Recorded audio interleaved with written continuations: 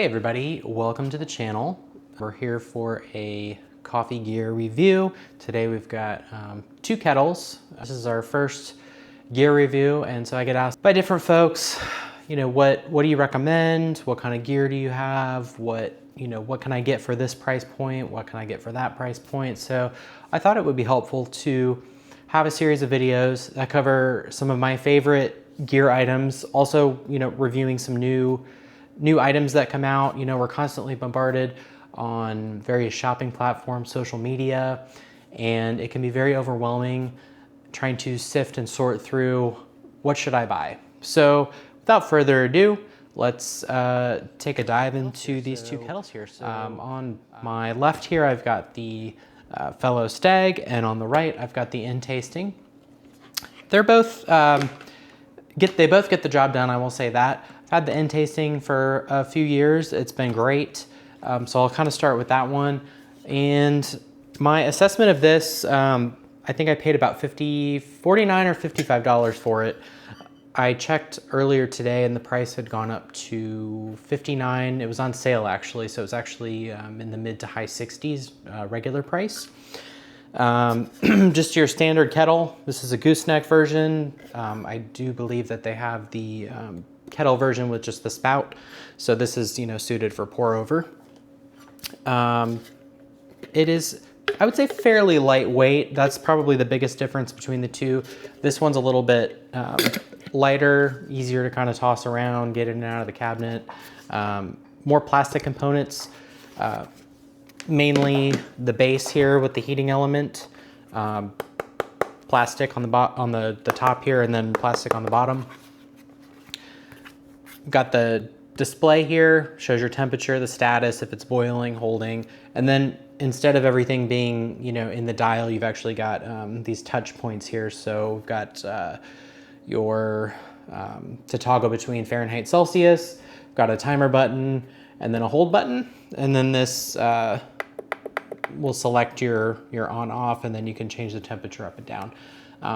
Temperature moves in 1 degree increments, so it is really nice to have the flexibility, set the temperature, whatever you want.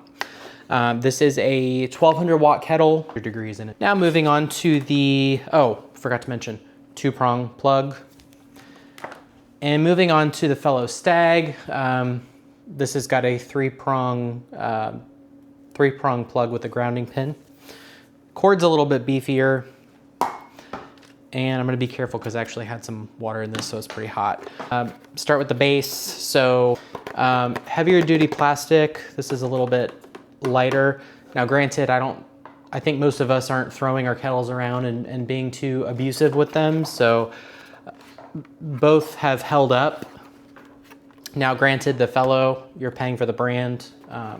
This is about, I think it's close to triple the price. I want to say it was around 175. One thing I did notice, the heating element on this, that seems to have a little bit beefier of a heating element, despite it being the same wattage. It actually says 1000 to 1200 watts, whereas this Intasting kettle says 1200. So this one is a little bit slightly faster, and I say slightly. The Intasting takes longer to heat up, but once it reaches a certain point, say around 170 degrees Fahrenheit, it kind of takes off and it just very quickly gets up to temperature. Whereas the Fellow seems to be a little bit more stable through the heating up process.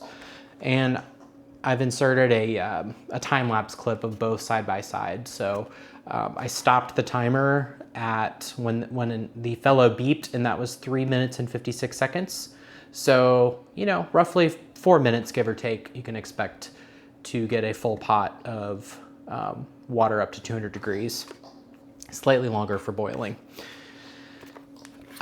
This has got one temperature or screen / display, if you will, and then you've got one tactile button here, and then a dial, so everything's controlled, through the dial, and then the dial you can press as well.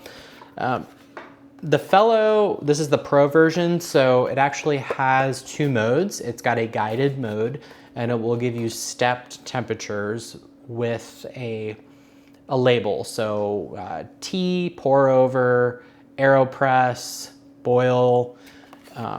And then if you change it to turn off the guided mode, then you have the functionality to go adjust the temperature by 1 degree increments. So it is kind of nice. You know, for some of us that may not be as familiar or know what temperatures to set, you do have that, you know, we'll call it training wheels, if you will. The kettle, much heavier, much beefier. I don't know the thickness of these, but you know, this one's significantly heavier. The handle's a little bit more robust. And so I think a lot of us like Fellow products just for their aesthetic. I know I do. So you might be willing to pay a little bit of a premium for the brand name. Everything that they have looks nice sitting on the counter, and they do have some different color variations, and I believe they also have one with like a wood handle, so pretty slick. But at the end of the day, it's just a kettle, so this Intasting gets the job done just as well as this. This one just looks a little bit prettier sitting on the counter. They both have a hold function. I actually believe the Fellow, I've not played with it, but it does have a timer you can set it to come on, so you could prep it, you know, the night before and, you know, have it be ready when you wake up and come downstairs, or, you know, go to your kitchen to get your coffee. So that's kind of nice. You save yourself 4 minutes in the morning, which I know I always make time to make a nice cup of coffee in the morning because that's just part of my routine. But for those of us who are busy, sometimes it can be a little hectic in the mornings, especially if you have a family trying to get the kids out the door. So little features like that are nice. There are other workarounds too. So if, say, you have, you know, you wanted a kettle at this price point, the Intasting price point for the, you know, around $60, you could find another timer function. There are, for example, Lights.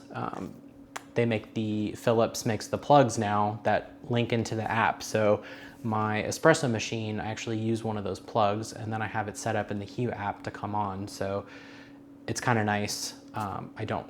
Everything's tied to the house, and, you know, it's kind of like a smart home type thing. We do live in a day and age where we've got access to so much technology, so much cool stuff. So it's really fun to be able to experience all of this. So I can't really say that I'd recommend one over the other. They're pretty similar. It's really just gonna boil down to price and how much you want to spend, how much is in your budget.